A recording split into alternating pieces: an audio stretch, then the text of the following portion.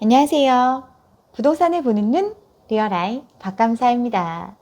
제가 지난 시간에 목주름이랑 목소리 얘기했더니 저의 문제는 광대라고 이런 댓글이 있었어요.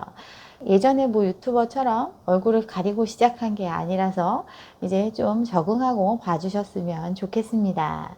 요즘 시장 분위기 굉장히 많이 죽었죠. 아파트 매수 심리가 팔자로 전환이 됐고 점점 더 얼어붙고 있습니다.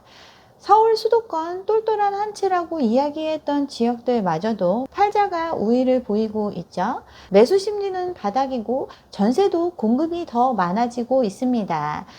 매수자가 사라진 시장이기 때문에 그렇죠.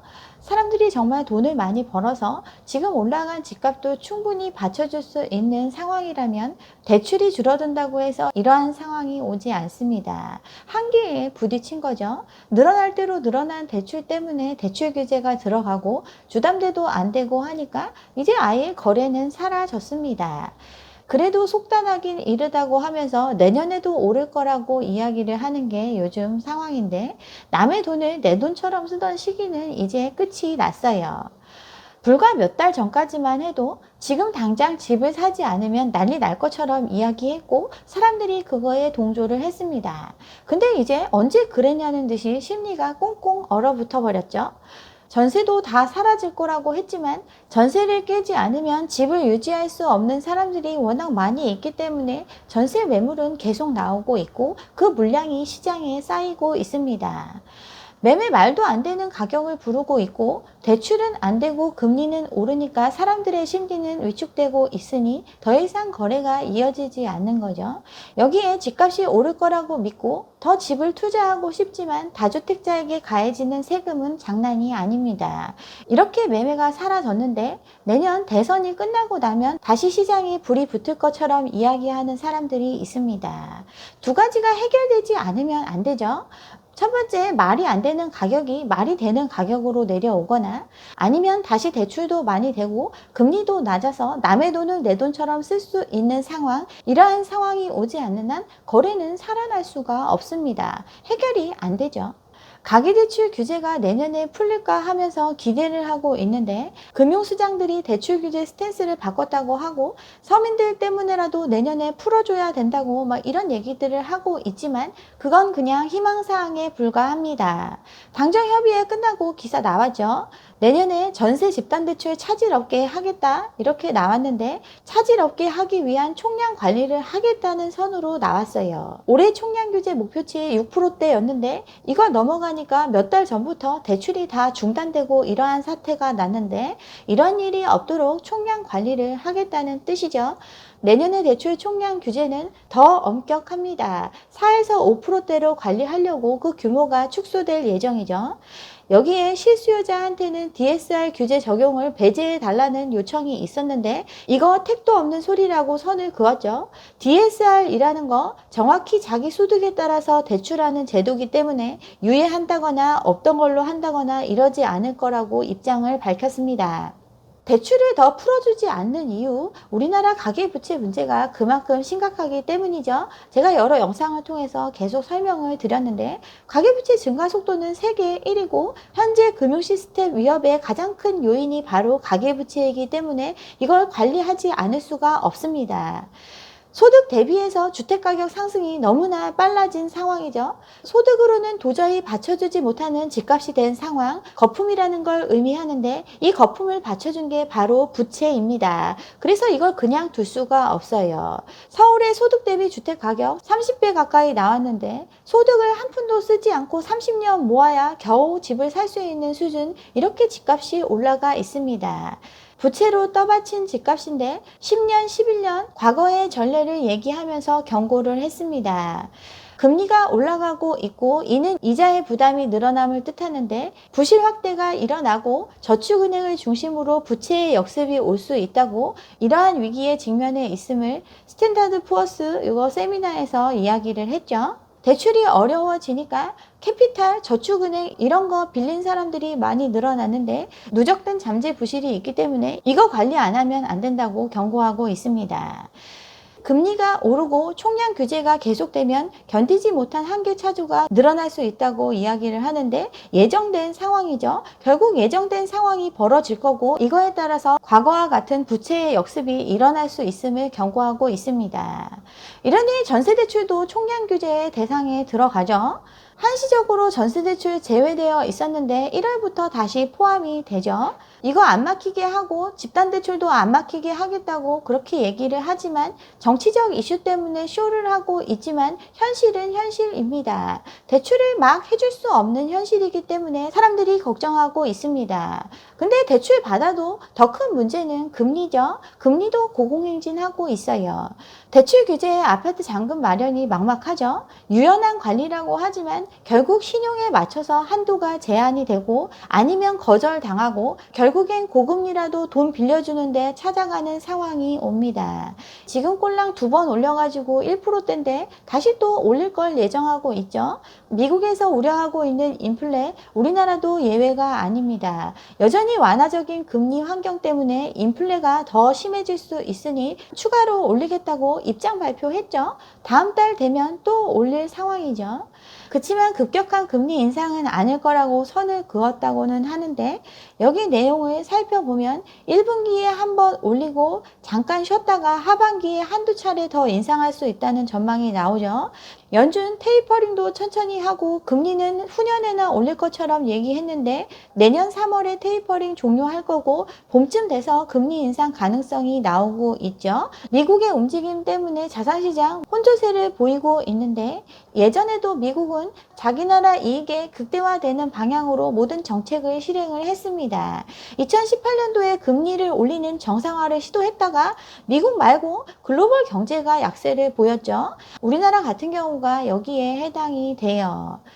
시장 금리는 계속 오르고 있죠. 주담대 금리 3, 4%대에 빌렸었는데 1년도 안 돼서 5%를 넘어섰죠. 이제 6%의 시대가 올 거로 영끌한 사람들 이자 부담에 지금 밤잠을 설치고 있습니다. KDI 보고서 예전에 한번 소개를 드렸는데, 이 보고서 내용, 부채가 엄청나게 많은 상황이기 때문에 기준금리를 올리면 오히려 경제성장률은 떨어질 수 있다고 이러한 내용이 발표가 됐었어요. 근데 언론은 금리 올린다고 해서 가계부채 문제 해결되는 건 아니고 오히려 경기 회복에 제동을 건다고 이렇게 호도하는 데 썼습니다.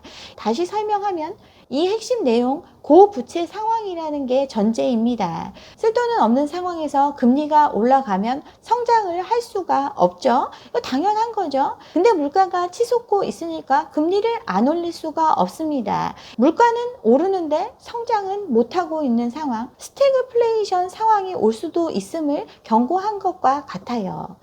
이러한 상황의 심각성, 이제 현실로 나타나고 있죠. 부동산 시장 언제까지 오를 수 없고 그 시장이 한계에 부딪혔음이 여기저기서 시그널로 나타나고 있습니다. 첫 번째, 미분양이죠. 대구 아파트값 계속 오른다고 얘기했던 게 1년도 안 됐죠. 근데 거래가, 매매가 뚝뚝 떨어지고 미분양이 7개월째 증가하고 있습니다. 돈 많은 사람 많고 대구의 소득 수준으로 이 정도 집값 가는 거 당연하다고 그렇게들 떠들어댔는데, 시세보다 싸다는 신축 분양들이 다 미분양으로 나오고 있습니다. 세종 국회 이전한다고 하고 우리나라 중심에 서울에 버금가는 도시라고 하면서 엄청나게 띄웠던 세종, 미분양이 나고 있죠. 대구에서 시작된 미분양이 각지로 퍼지고 있습니다. 대전도 거래 절벽이 왔죠. 계약금을 포기하는 파기 사례도 나오고 있고 거래량은 급감하고 있습니다. 근데 대전의 공급은 계속 이어지고 있어요. 미분양이 계속 늘고 있고 보류지로 남겨뒀던 아파트도 시세보다 더 낮게 내놓고 있죠. 안 팔리면 큰일 나니까 팔릴 수 있는 가격 수준으로 내려가고 있는 거죠. 매수자가 사라진 시장입니다. 거래 절벽이 장기화되고 있고 매수 심리도 꽁꽁 얼어붙고 있으니까 사업비에 보태야 되는 보류지도 몸값을 낮추고 있어요. 거래가 없어도 오른다고 계속 얘기하는 사람들, 그거 우기는 거죠. 음마아파트 빅데이터 제가 예전에 소개해 드렸는데 집값 떨어질 때 나타나는 패턴을 잘 설명해주는 분석 기사였어요. 가격의 오르내림 사이에 어떤 특징이 있는지 살펴봤는데 거래량의 변화와 상관관계가 나타났습니다. 거래가 어느 정도 이루어질 때는 가격이 오르거나 유지하는 경향을 보이지만 거래가 점차 줄어들면서 가격이 하락 추세를 보인다는 사실이 데이터를 통해서 증명이 됐죠. 이거 누구나 알고 있는 상식입니다. 데이터를 통해서도 확인이 가능한 상황. 지금과 같은 상황이죠. 지금은 거래 절벽을 넘어서 거래의 종말 수준에 이르렀습니다. 지난달 서울의 아파트 거래량 2,000건 간신히 넘었죠. 2019년 3월 이후에 가장 적은 수치를 보였습니다. 제가 핵겨울이 온다고 얘기했던 그 시점과 동일한 상황입니다. 그리고 한 달이 지난 지금 그거의 절반으로 거래량이 줄었어요. 1,000건밖에 안 되죠. 12월은 그거보다 더 줄어들 걸로 예상하고 있습니다. 이런데도 서울 아파트값 하락할 가능성이 낮다고 계속들 주장하고 있어요.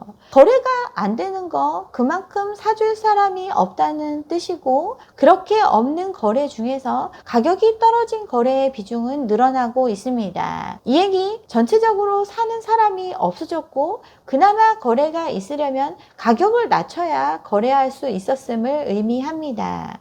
40%가 하락 거래였죠. 물론 지금 떨어진 거 얼마 안 떨어졌죠. 오른 거에 비해서 얼마 안 떨어졌습니다. 근데 떨어진 가격에도 그렇게 막 거래량이 붙어주지를 않고 있음이 나타나고 있어요. 경매 시장도 꽁꽁 얼어붙고 있죠. 낙찰률이 62% 연중 최저를 기록하고 있습니다. 경매에 평가되고 난 다음에 절차를 거치기 때문에 시차가 있어요. 과거에 평가했던 시점보다 올랐다고 이야기하니까 더 오른 가격에 낙찰받은 사람들이 많이 있었는데, 이제 사람들 관심이 줄어들고 있습니다. 낙찰률과 응찰자 수가 연중 최저를 기록을 했어요. 11월에 전국에서 아파트 경매가 1,400건이 진행이 됐는데 그중에 절반 정도만 낙찰이 됐습니다. 과거에 평가돼서 지금 말하는 시세보다 더 낮은 금액을 기준으로 경매에 붙였는데 반밖에 안 팔린 거죠. 서울 아파트 같은 경우 전국 평균보다 낙찰률이 높긴 한데 응찰자 수는 훨씬 많이 줄어들었어요. 낙찰가율도 최고치에서 12%나 빠진 수준으로 급락을 했습니다. 인천 경기 지역 GTX 호재를 타고 계속 오른다고 했는데 여기도 빠지고 있어요. 그중에 경기도 같은 경우는 보합세를 보였는데 이는 수도권 외곽에 공시가격 1억 이하 아파트의 매수세가 몰렸기 때문에 보합을 보였다고 분석을 했죠. 경매 시장도 한파를 맞이하고 있습니다. 참여하는 사람들도 줄고 낙찰받은 금액도 떨어지고 있어요. 1억 이하는 호황을 보이고 있는데 이거 아직도 미련을 버리지 못한 메뚜기 떼 때문이죠. 메뚜기처럼 틈만 있으면 여기저기로 뛰어다니며 투기해서 돈 벌어 보려는 부동산 투기꾼만 남은 시장입니다. 미분양의 무덤 거제에 난리가 났죠. 분양 6개월 만에 70%가 다 팔고 떠났습니다. 순식간에 한탕을 하고 거제 사람들만 난리가 났죠. 부동산 스터디, 재테크 카페 이런 데서 버스 타고 와가지고 미분양 물건을 잡은 후에 6개월 만에 팔아치우고 도망을 갔습니다. 외지 투자자들의 주요 타깃이 된 거 공시지가 1억 이하의 주택이죠. 세금 안 낸다고 하니까 여기 와서 투기판을 벌였어요. 덕산 베스트타운 한 달 동안 4번의 손바뀜을 겪었죠. 거제에 이럴 일이 있나요? 거제 아파트 거래의 83%가 외지인의 거래였습니다. 법이 만들어서 오고 규제를 피할 수 있는 온갖 방법을 짜서 들어와서 한 지역을 초토화시키고 도망갔습니다.